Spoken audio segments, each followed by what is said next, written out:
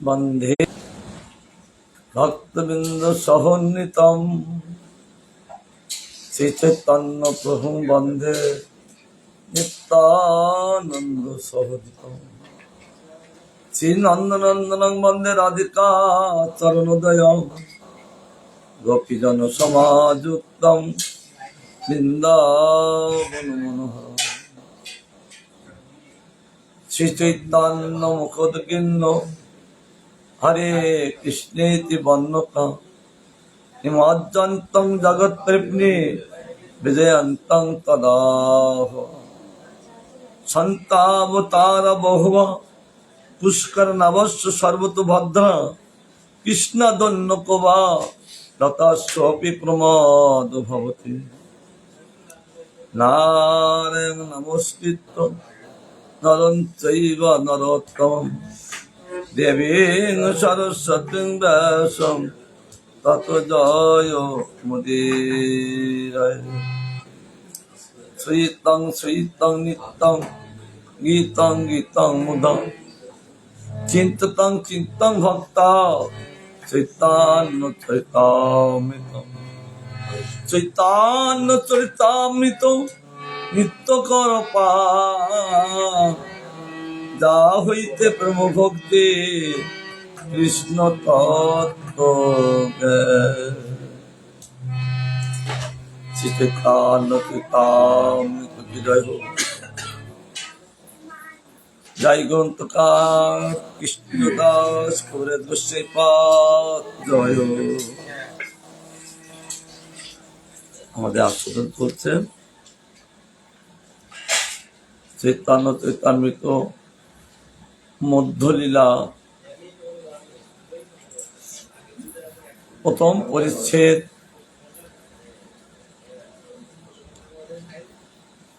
এই পরিচ্ছেদে তিনি বর্ণনা করেছেন কৃষ্ণদাস কবিরাজ গোস্বামী পাদ তার অনন্ত লীলা। এই অনন্ত লীলা তিনি কত প্রকাশ করবেন। গৌরসুন্দর যাকে যেমন কৃপা করেন তিনি সেই রকম বর্ণনা করেন। বৃন্দাবন দাস ঠাকুরকে যেমন কৃপা করেছেন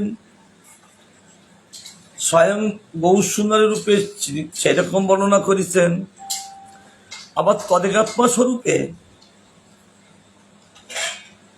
আবার একটা লীলা প্রকাশিত হবেন। গৌরসুন্দর আবার গ্রন্থকারকে যেমন ভাবে তাকে করুণা করলেন তিনি তেমনি ভাবে বর্ণনা করলেন। সেটা চৈতন্য চৈতামৃত স্বরূপ। 24 বছর আগে যেসব লীলা করলেন সেই লেখক হলেন বৃন্দাবন দাস ঠাকুর। 24 বছর পরে গৌরসুন্দর যত লীলা করেছেন সেই লীলা লেখক কৃষ্ণদাস কবিরাজ গোস্বামী পাদ।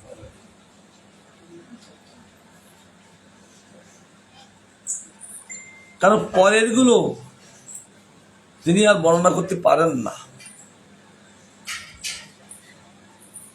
24 বছর পরেই তিনি রাধাভাব আস্বাদন। তা রাধাভাবে গৌরসুন্দর যেসব লীলা করেছিলেন সেই লীলা সেইগুলো বর্ণনা চলছেন। গ্রন্থকার বলছেন এই চৈতন্য চৈতামৃত নিত্য পান করতে হবে। কারণ এই গ্রন্থ নিত্য পান না করলে আমরা রাধা গোবিন্দের ভজন কিছু বুঝতে পারবো না। গৌরসুন্দর যতটা যাকে করুণা করবেন তিনি ততটুকু ওই রাধা গোবিন্দের লীলার আস্বাদন করতে পারবেন। আমরা কখনো রাধা গোবিন্দের লীলার আস্বাদন করতে পারবো না। তবে যে যতটুকু পারেন জানতে হবে ওই গৌরসুন্দরের কৃপায় তার হচ্ছে। তার জন্য গ্রন্থকার বলছে আগে এইটা পান করো, তারপর কৃষ্ণ তত্ত্ব তত্ত্ব শব্দ তদীয় ভগবান সে কৃষ্ণ তত্ত্বকে ভালো করে জানাবেন। গ্রন্থকার জয় জয় গৌরচন্দ্র জয় কৃপা সিন্ধু জয় জয় শশীসুত জয় দীন বন্ধু। প্রথম তিনি দৈন্যক্তি করে প্রকাশ করে, দৈন্যক্তি না হলে প্রকাশ হয় না, তাই দৈন্যক্তি করে তিনি বলছেন, হে গৌরসুন্দর তোমার জয় হোক, তোমার জয় হোক, আবার তোমার 3 বার জয় হোক, কারণ তো কৃপার সিন্ধু, কৃপার সাগর তুমি।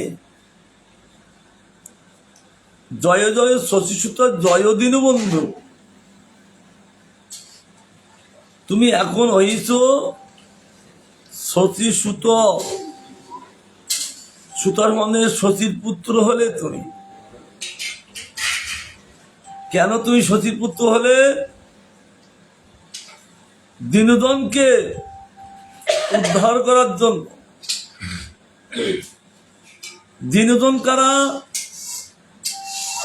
যারা স্বরূপচ্যুত হয়ে গেছে, স্বরূপে নাই। এই জন্য আমি একজন দীনহীন ব্যক্তি, মুগ্ধি বলি মানে বুঝি না,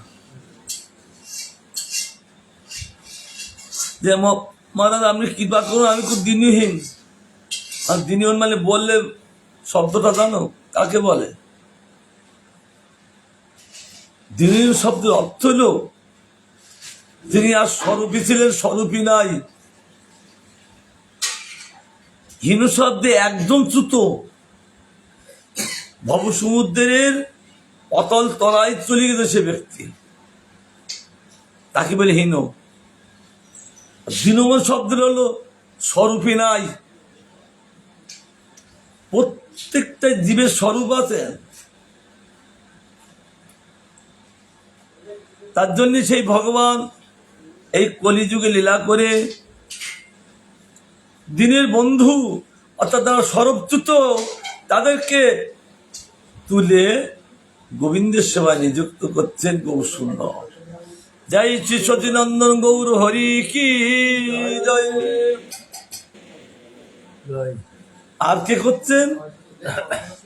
জয় জয় নিত্যানন্দ জয় অদ্বৈত চন্দ্র, জয় জয় শিবাচারী গৌর ভক্ত। একাকি সব কার্য সম্ভব নয়, সঙ্গে আছেন 2 অঙ্গ, এক নিত্যানন্দ আর এক অদ্বৈত চন্দ্র। নবদ্বীপে 3 চন্দ্র, নিত্যানন্দ চন্দ্র, অদ্বৈত চন্দ্র, যেহেতু এরা 2 জন ভগবান। হ্যাঁ, এরা দেহ, এরা 2 জন ঈশ্বর।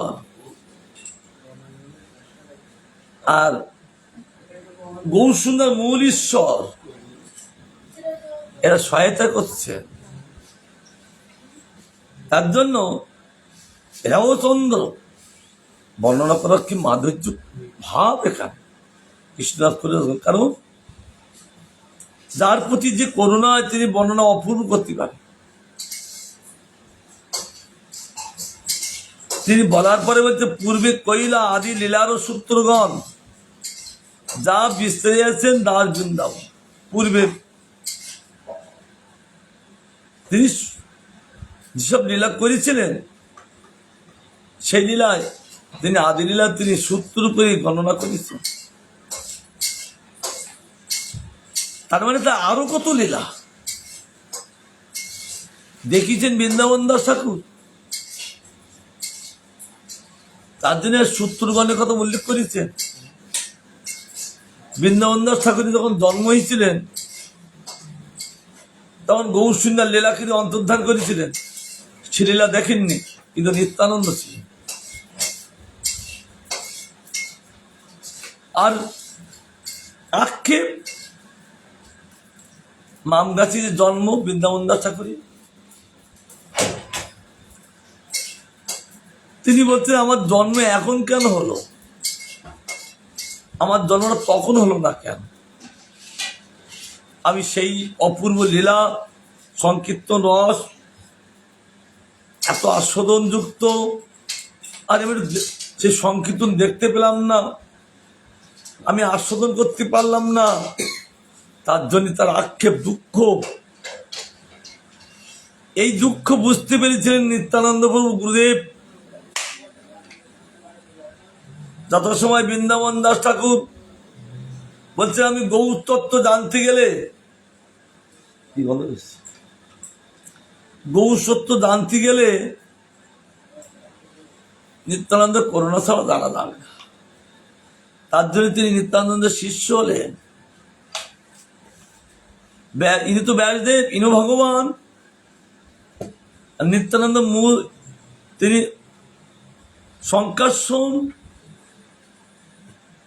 নিত্যানন্দ হলেন তিনি বিলাসের মূল ভগবান। তার জন্য বলছেন আমি যদি গৌর তত্ত্ব জানতে ইচ্ছা করি তা নিত্যানন্দের চরণাশ্রিত করতে হবে। তার জন্য তিনি নিত্যানন্দ প্রভু চরণাশ্রিত হলেন, নিত্যানন্দ সেবা করতেন।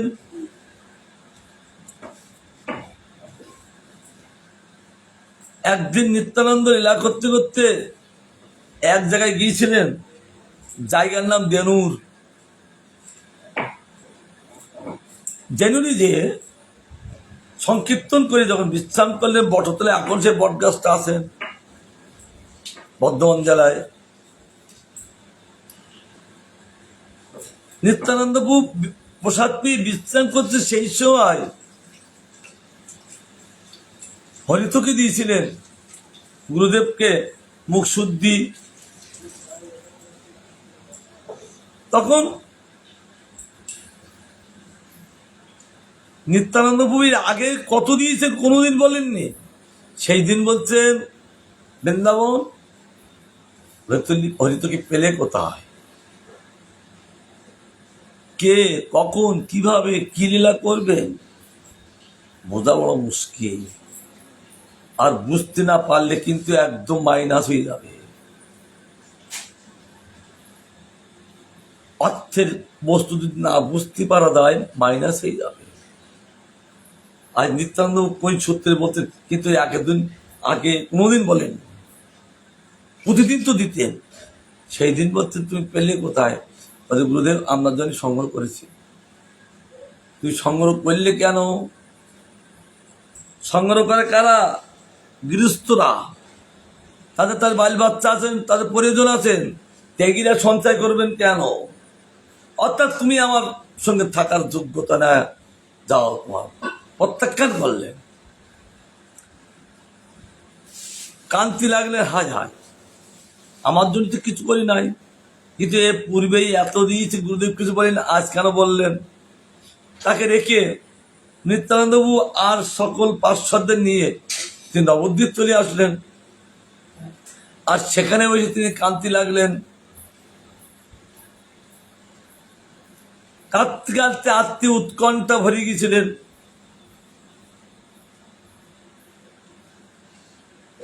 অর্ধরাত্রে স্বপ্নাদেশ আকাশবাণী হলেন যে বৃন্দাবন তোমার দোষ নাই, তোমার যে একটা ইচ্ছা ছিল, কেন আমার তোমার জন্ম হয়নি, আর কেন আমি সেই লীলা দর্শন করি না। অপূর্ব লীলা করেছেন তিনি, আর আমি সেই লীলা পাস করতে পারি নাই।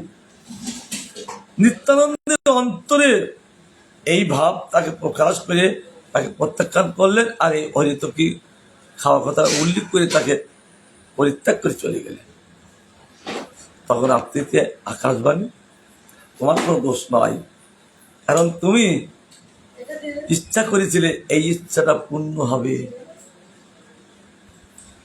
যে তুমি এই গৌরসুন্দর তিনি নদিয়াতে 24 বছর যেসব লীলা করেছে, তুমি সেই লীলাগুলো বর্ণনা করো।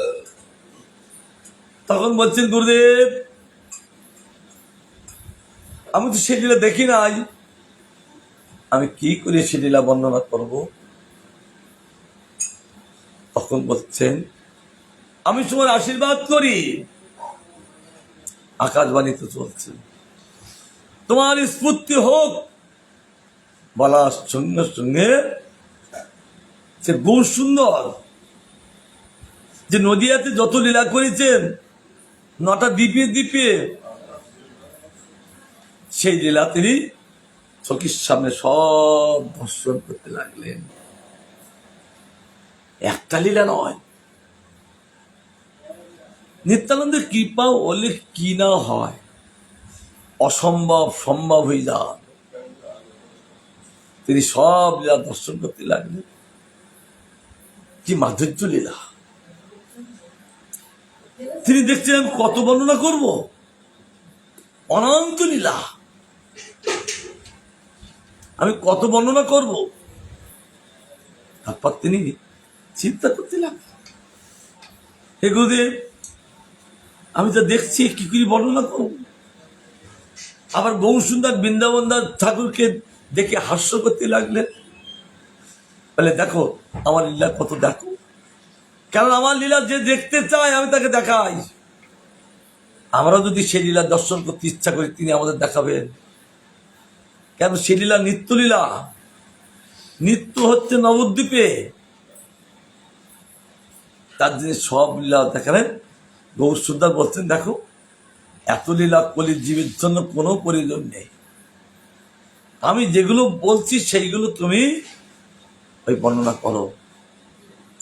তাহলে ইনি লিখতে লিখতে ভাবরাজ্যে যেতেন বৃন্দাবন দাস ঠাকুর, কিন্তু গৌর সুন্দর আদেশ করেছেন এসব লীলা প্রয়োজন নেই। যেমন শ্রীমদ্ ভাগবত স্বর্গে আছে 1,00,000 শ্লোকের, কিন্তু বদ্ধজীবীর কাছে অত প্রয়োজন নেই, তার জন্য 18,000। আবার গোস্বামীগণ সেই গ্রন্থ পড়ে আবার জীবের জন্য আরো শর্টকাট করে লিখেছে 14,000। কারণ কলির জীবী ধরতে পারবে না, তার জন্য এই জন্য গৌর সুন্দর বললেন এইসব লীলাগুলো তুমি বর্ণনা করো। আবার সেই লীলা বর্ণনা করতে করতে ভাবরাজ্যে লিখতে লিখতে সেই লীলা দর্শন করতে থাকতেন, ভাবরাজ্যে চলে যেতেন। আবার না, তিনি মানা করেছেন আমার লীলা বর্ণন করা যাবে না। আবার আমি সামনে দিগদর্শন করলাম, আর অনন্ত লীলা আরো তিনি লিখেননি। তিনিও আক্ষেপ করে বলছেন কৃষ্ণদাস করিয়াস গোস্বামীপাদ। তাই গ্রন্থকার বৃন্দাবন দাস ঠাকুর সেই সূত্রগুলো যেগুলো ছেড়েছিলেন ওই চৈতন্য ভাগবত পড়ে ওই সূত্রগুলো বের করে তিনি এই গ্রন্থ রচনা করেছিলেন। এই কৃষ্ণদাস করিয়াস গোস্বামীপাদ, যেমন সুখদেব গোস্বামীপাদ, তিনি সব লীলা বর্ণনা করতে পারেননি, আর টাইমই ছিল না। তার 7 দিন আয়ু, আমাদেরও 7 দিন আয়ু, একটু বেশি নয়। তা সেখানে দেখাচ্ছেন কি, সেখানে দেখাচ্ছেন যে উপযুক্ত কেউ যদি আসেন, তাহলে আমি যেগুলো এই শ্লোকের মধ্যে রেখে যাচ্ছি তিনি বের করে সেই লীলাকে প্রকাশ করবেন। ঠিক সেই বৃন্দাবন দাস তিনি তাই করেছেন, ওই সূত্র করে রেখে গেলেন। পরে ওই সূত্র থেকে বের করিয়ে তিনি আবার এই পরবর্তী লীলাগুলো বর্ণনা করলেন। তাই তিনি বলছেন তা বিস্তারিয়েছেন দাস বৃন্দাবন, অতএব তার আমি সূত্র মাত্র কইলু, যে কিছু বিশেষ সূত্র মধ্যে কইলু, আমি মাত্র সূত্র মাত্র বিস্তারিত করতে পারিনি, আমি বর্ণনা করছি। ইনি বলতে বলতে এই আক্ষেপ, তাহলে তিনি এই লীলা দর্শন করতে লাগলেন। কি ভাবরাজ্য গ্রন্থটা!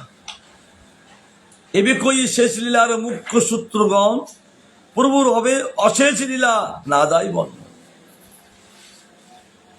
মুখ্য মুখ্য অর্থাৎ তিনি সূত্র করে সেগুলো লিখতে লাগলেন।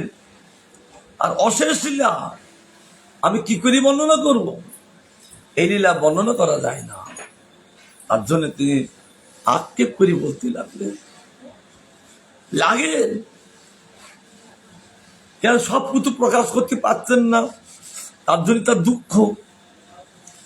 আবার তার মধ্যে যেই ভাগ দাস বৃন্দাবন চৈতন্য মঙ্গলে বিস্তারী হরিলা বর্ণ, সেই ভাগের ইয়া সূত্র মাত্র লিখলু, তা যে বিশেষ কিছু ইহা বিস্তারিত। তিনি চৈতন্য ভাগেতে যেগুলো বর্ণনা করেছেন আর তার যে তিনি সূত্র করে রেখেছেন সেগুলো আমি লিখিব, তাছাড়া আমি বিশেষ কিছু বিস্তারিত করিব। কারণ বিস্তারিত করলে সেটা পুনরুক্তির দোষ হয়। এক কথা বারবার বলতে নেই, তার জন্য বলছেন না, তিনি যে লীলাটা বর্ণনা করেছেন সেটা না, তিনি যেটা ছেড়েছেন আমি সেইটাই বর্ণনা করব। তাই বলছেন তা যে বিশেষ কিছু ইহা আমি বিস্তারিব। চৈতন্য লীলা দাস বৃন্দাবন তার আজ্ঞায় করো তার উচ্ছিষ্ট চর্ব। তার আজ্ঞায় তিনি যেটা ছেড়েছেন যে উচ্ছিষ্ট, আমি এই গ্রন্থের মধ্যে চর্বণ করতে লাগলাম, অর্থাৎ আমি বিস্তারিত করে প্রকাশিত করতে লাগলাম। ভক্তি করি শ্রীধরি তাহারও চরণ, সেই লীলার সূত্র এবে করিয়ে বর্ণন। গ্রন্থকার লিখতে গিয়ে ভগবান ব্যাসদেবের কৃপা বিশেষ প্রয়োজন। আজ গ্রন্থকার কৃষ্ণদাস কবিরাজ গোস্বামী তারও চরণ বন্দনা করে আবার তিনি বর্ণনা করতে লাগলেন, বলতে লাগলেন 24 বৎসর প্রভুর গৃহে অবস্থান, তা যে কৈলা লীলা আদি লীলা নাম।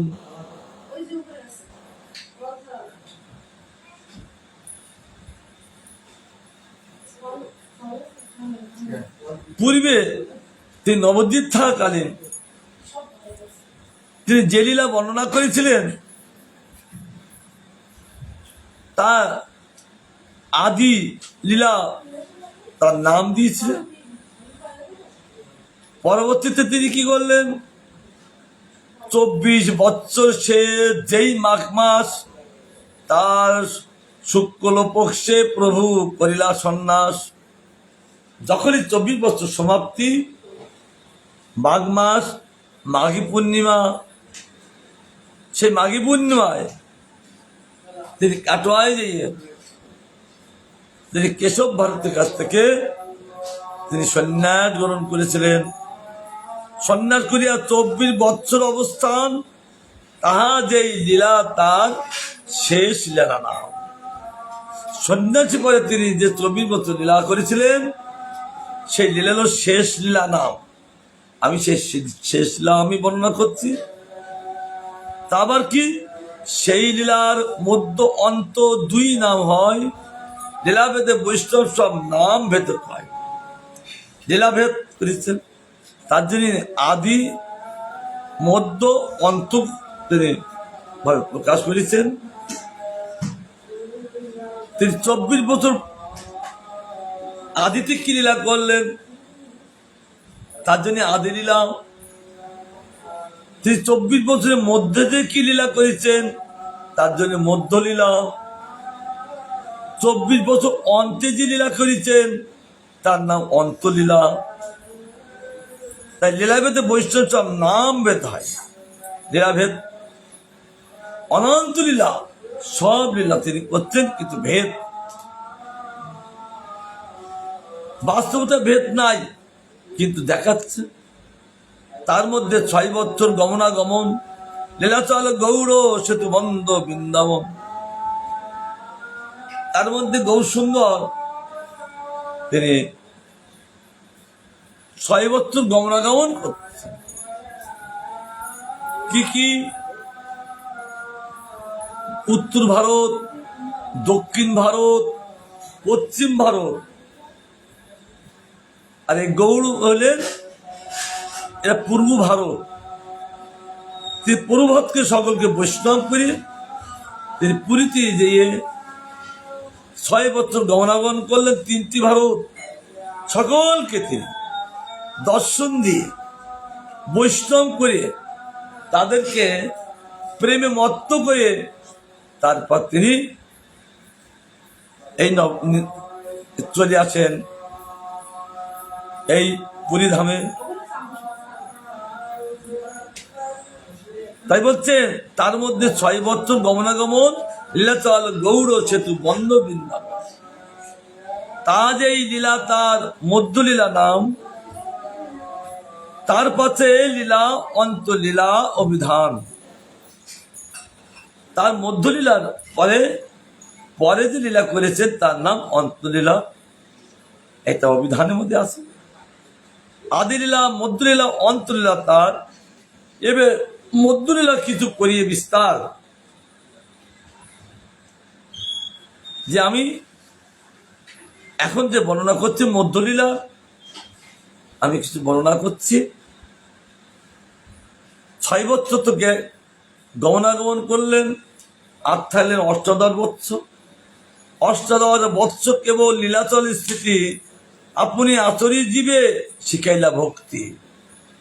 নিজে আগে আচরণ করলেন, কারণ আপনি আচরি ধর্ম অপরের শেখাও, জীবের শেখায়। নিজে আচরণ না করলে কাউকে শেখানো যায় না। তাদের নিজে আগে আচরণ করে তিনি জীব জাতিকে কি শেখাইল? ভক্তি শিক্ষা। তার মধ্যে 6 বৎসর ভক্তগণ সঙ্গে প্রেম ভক্তি প্রবক্তাইরা নিত্য গীত রঙ্গে। তার মধ্যে আবার 6 বৎসর তিনি ভক্তগণ সঙ্গে কে প্রেম ভক্তি সেটা শেখাই দিলেন, প্রবর্তন করলেন। আচ্ছা, জাগালেন, জীবের কাছে স্থাপন করলেন, সেটা তাও কাউকে নিত্য গীত রঙ্গে নৃত্য করতে লাগলেন, গাইতে লাগলেন, কি আনন্দময়। তারপরে তিনি কি করছেন? নিত্যানন্দ গোসাইরে পাঠাইল গৌর দেশে, কেহ গৌরদের ভাসাইল প্রেম রসে।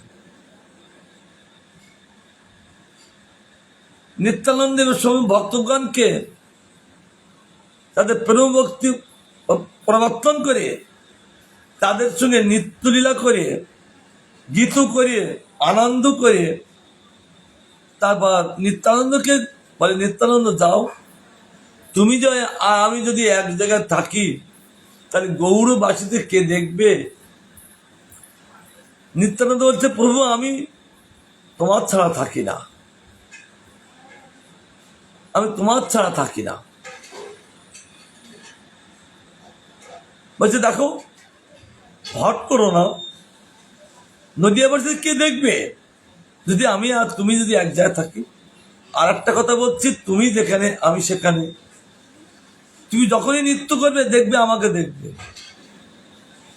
কারণ তিনি গৌর সুন্দরকে কখন পেতেন? যখনই নৃত্য করতেন গৌর সুন্দরকে পেতেন। তাই যে নিত্যানন্দ সবসময় নৃত্য করতেন।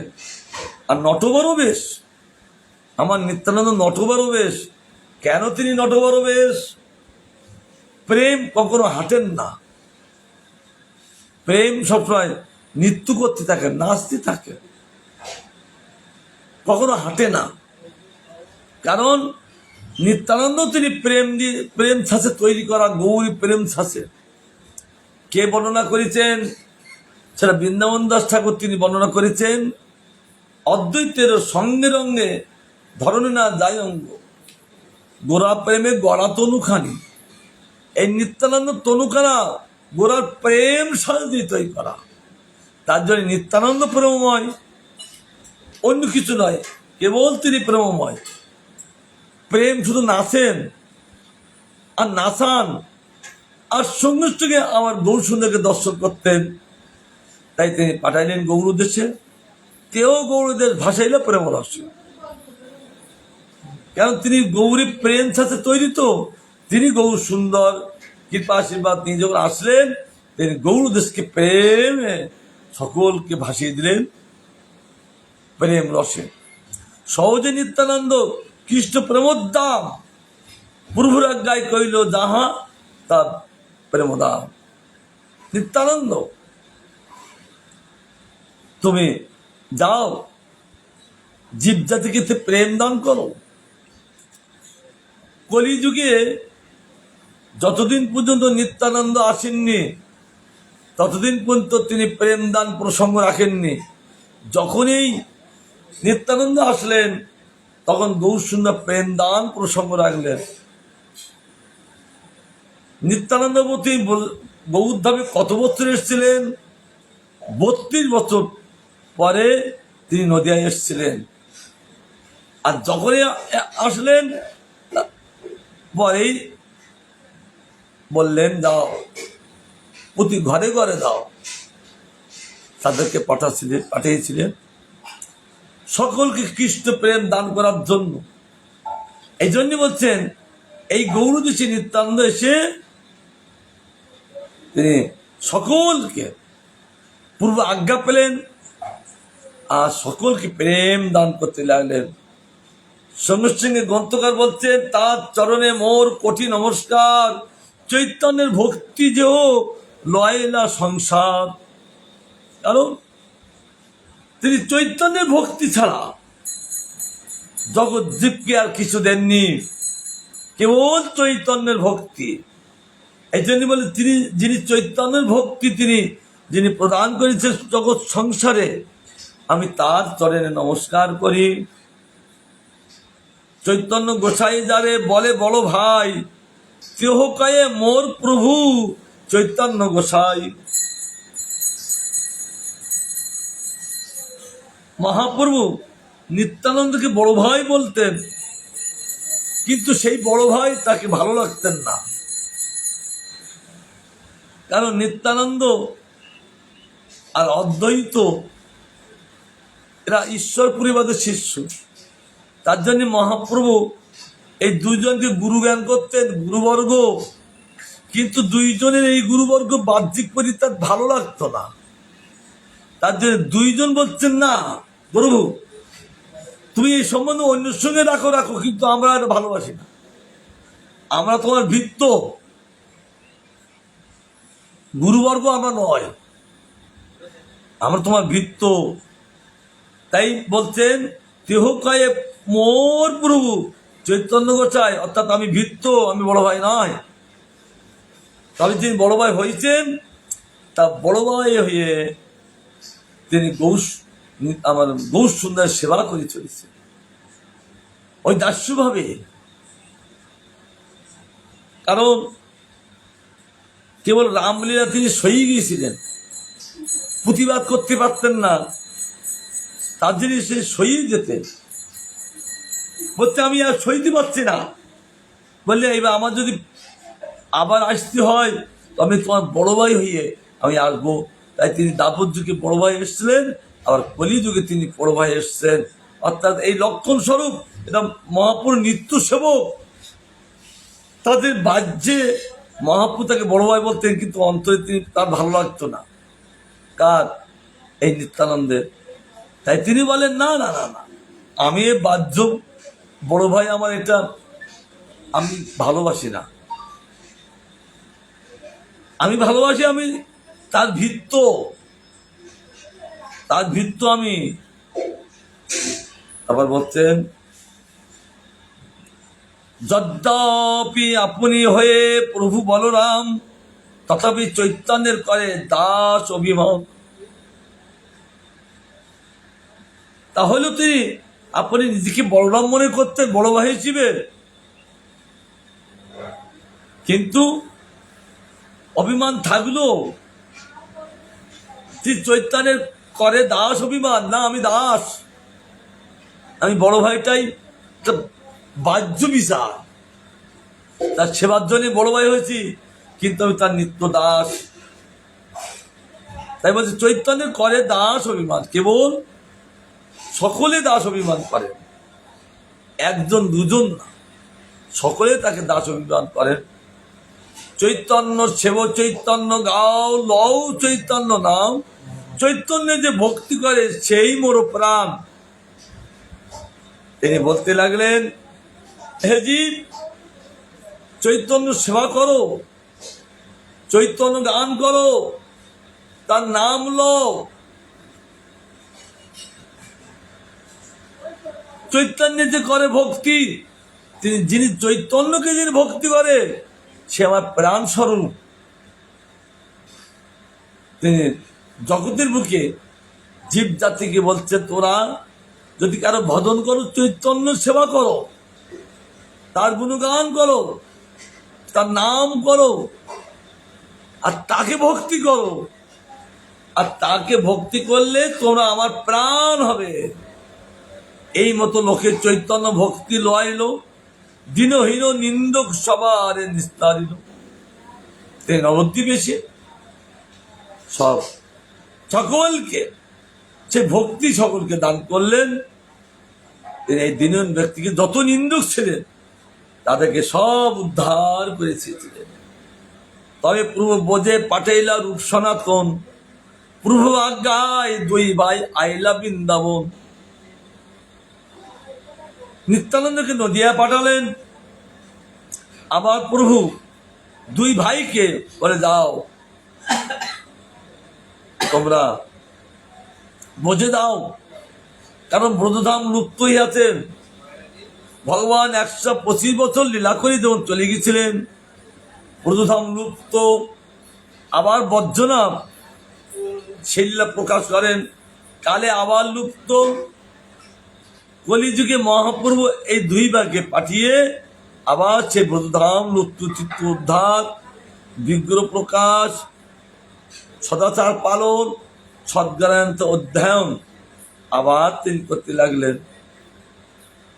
তাই মহাপ্রভু তাদেরকে পাঠালেন ব্রজধামে। ভক্তি প্রচারিয়া সর্বতীর্থ প্রকাশিল, মদন গোপাল গোবিন্দের সেবা প্রচারিল। তিনি ভক্তি প্রচারিয়া যত তীর্থ ছিল ব্রজধামে, একটা কোটি তীর্থ না, বলছেন অনন্ত তীর্থ, সেইগুলো সব প্রকাশ করলেন তিনি। প্রকাশ করিয়ে তারপর মদন গোপাল গোবিন্দ এই সেবা তিনি প্রকাশ করলেন। নানা শাস্ত্র আনি কইলা ভক্তি গ্রন্থ সার, মূঢ় অদম জনের দেহ কইলা বিস্তার। নানা শাস্ত্র তিনি সঙ্গ চয়ন করে সে ভক্তি গ্রন্থ তিনি সার বস্তু, তিনি গ্রন্থ সার সেইগুলো তিনি প্রকাশ করলেন। কাদের জন্য? মূঢ় অজ্ঞ অধম জনের তিনিও সেই প্রকাশ করে সব তাদেরকে উদ্ধার করলেন। প্রভুর আজ্ঞায় কইল সব শাস্ত্রের বিচার, বোধে নিগল ভক্তি করিল প্রচার। সে রূপ সনাতন বুঝে দিয়ে তার আজ্ঞায় শাস্ত্র বিচার করলেন, যে কোথায় কোথায় তিনি লীলা করেছেন। বোধে নিগুণ ভক্তি, যেগুলো গোপনীয় সর্বসমকে প্রকাশিত নেই, আজ গৌর সুন্দরের আজ্ঞায় রূপ সনাতন সেই ভক্তি প্রচার করতে লাগলেন। তার আজ্ঞা ছাড়া তার ভক্তি কে প্রচার করতে পারেন? তার আজ্ঞা ব্যতিরে কেউ প্রচার করতে পারেন না। সনাতনের দ্বারা তিনি কি করলেন? হরিভক্তি বিলাস আর ভাগবতামৃত, দশম টিপ্পনী আর দশম চরিত্র। প্রথম তিনি বহু শাস্ত্র চয়ন করে তিনি হরিভক্তি বিলাস বৈষ্ণবদের জন্য বহু গ্রন্থ অধ্যয়ন করে যে শ্লোকগুলো ভক্তি যারা করেন তাদের যাদের প্রয়োজন তাদের জন্য তিনি সেই শ্লোক তুলে তিনি একটি গ্রন্থ রচনা করলেন, তার নাম দিত হরিভক্তি বিলাস। এইসব শ্লোকের মধ্যে হরি ভক্তি বিলাস করেন সাধুদের জন্য তিনি প্রকাশ করলেন। আর করলেন মা ভাগবতামৃত, তিনি ভজনে ক্রম দেখালেন। তারপর দশমেশ স্কন্ধের টিপ্পনী তিনি রচিত করলেন। এইসব গ্রন্থ কইলা গোসাই সনাতন, রূপ গোসাই কইল যত, কে করুক বল। সনাতনের দ্বারা তিনি এতগুলো গ্রন্থ প্রকাশ করলেন। আর রূপ গোসাইয়ের দ্বারা তিনি এমন তিনি প্রচারিত করলেন, এমন তার দ্বারা প্রকাশ করলেন, গ্রন্থকার বলছেন সেটা কে গ্রহণ করতে পারে। অর্থাৎ তিনি যে কত গ্রন্থ প্রকাশ করলেন সেটা গণনা করা যাচ্ছে না। প্রধান প্রধান কিছু করিয়ে গণন, লক্ষ্য গ্রন্থে কইলে ব্রজ বিলাস বর্ণ। আমি বেশি প্রকাশ করছি না, প্রধান প্রধান আমি এগুলো প্রকাশ করছি। তাহলে তিনি কি কি প্রকাশ করলেন? উজ্জ্বল নীলমণি আর ললিত মাধব, দানকেলি কৌমুদি আর বহু স্তবাবলী, অষ্টাদশ লীলাচ্ছন্দ আর পদ্মাবলী, গোবিন্দ বৃন্দাবলী তাহার লক্ষণ, মথুরা মাহাত্মা আর নাটক বর্ণ, লঘু ভক্তামৃতাদি কে করু বন গণন, সর্বত্র করিলা ব্রজ বিলাস বর্ণ। তিনি বহু গ্রন্থ, অষ্টাদশ 18 গ্রন্থে তিনি কেবল ব্রজ বিলাস সব গ্রন্থের মধ্যে তিনি বর্ণনা করলেন। কেন বর্ণনা কি করবেন, পাবেন কোথায়? তাই গৌরসুন্দর রূপের দ্বারা সেইগুলো ব্রজবিলাস তিনি বর্ণনা করালেন। আর তার ভাতৃপুত্র নাম সে জীব গোসাই, যত ভক্তি গ্রন্থ কইলা তার অন্ত নাই। জীব গোস্বামী পদের দ্বারা তিনি আবার মহাপ্রভু অনেক কিছু প্রকাশিত করলেন, এত গ্রন্থ তিনি প্রকাশ করলেন, তার কোনো অন্ত নাই। তিনি কি করলেন? সে ভাগবত সন্দর্ভ নাম গ্রন্থ বিস্তার ভক্তি সিদ্ধান্ত তাতে লিখে আছে সার। গোপাল চম্পু নামে গ্রন্থ মহাসুর, নিত্যলীলা স্তবন যায় বোধর অসপুর। এই মতো নানা গ্রন্থ করিয়া প্রকাশ, গোষ্ঠী সহিতে কইলা বৃন্দাবনে বাস। শ্রীমান মহাপ্রভু এক এক করে গোস্বামীগণকে বোধে পাঠিয়ে বোধলীলাকে তিনি প্রকাশ করেছিলেন। আজ মহাপ্রভু তাদের যদি না পাঠাতেন তাহলে কে বোধলীলা প্রকাশ করতেন? আর তার মহাপ্রভু তাদের দ্বারা এই বোধধাম সুন্দর করে তিনি প্রকাশিত করলেন। আবার বহু সুন্দর কৃপা হলে আমরা আবার আস্বাদন করবো। তিনি প্রসন্ন হন। বাঞ্ছা কল্পতরুভস্য কৃপা সিন্ধু দেবত পাবনেভ্যো বৈষ্ণবেভ্যো নমো নমঃ।